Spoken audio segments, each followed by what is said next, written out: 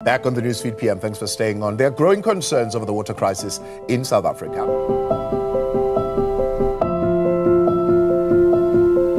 বিশ্বের দ্বিতীয় বৃহত্তম মহাদেশ আফ্রিকা। আয়তনে বিশাল, মানুষের সংখ্যাও প্রায় 150 কোটি। এই মহাদেশে আছে বিশ্বের প্রায় 40% স্বর্ণের মজুদ, তেল ও গ্যাসের বড় রিজার্ভ আর খনিজ কোবাল্ট এবং ক্রোমিয়ামের বিশাল ভাণ্ডার। কিন্তু এই প্রাচুর্যের মাঝেই লুকিয়ে আছে তীব্র দারিদ্র্য, ক্ষুধা আর বেকারত্বের নিষ্ঠুর বাস্তবতা। আন্তর্জাতিক মুদ্রা তহবিলের সর্বশেষ প্রতিবেদনে বিশ্বের দরিদ্রতম দেশের তালিকায় রয়েছে আফ্রিকারই নাম।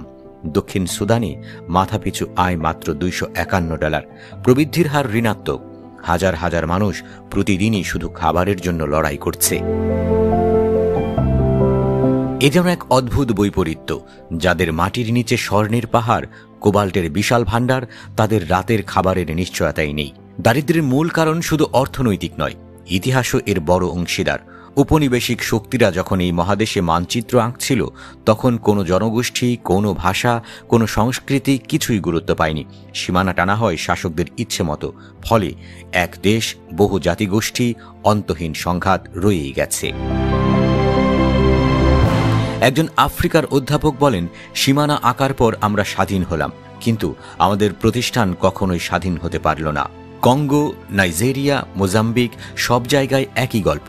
স্বর্ণ, হীরা, কোবাল্ট, ভূগর্ভে আছে কোটি কোটি টাকার খনিজ, কিন্তু তার সুফল পৌঁছায় না সাধারণ মানুষের হাতে। সম্পদ আসে কর্পোরেট বিনিয়োগকারী, সঙ্গে আসে আরেক বাস্তবতা, মিলিশিয়া, অস্ত্র এবং সংঘাত।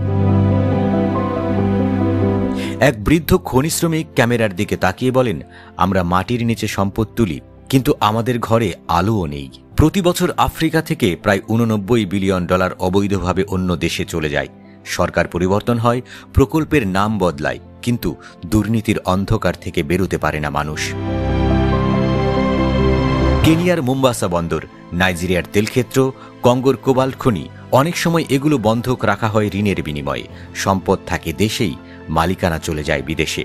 দীর্ঘ খরা, কখনো অতিবৃষ্টি, জলবায়ু পরিবর্তনে আফ্রিকার কৃষি আজ বিপর্যস্ত।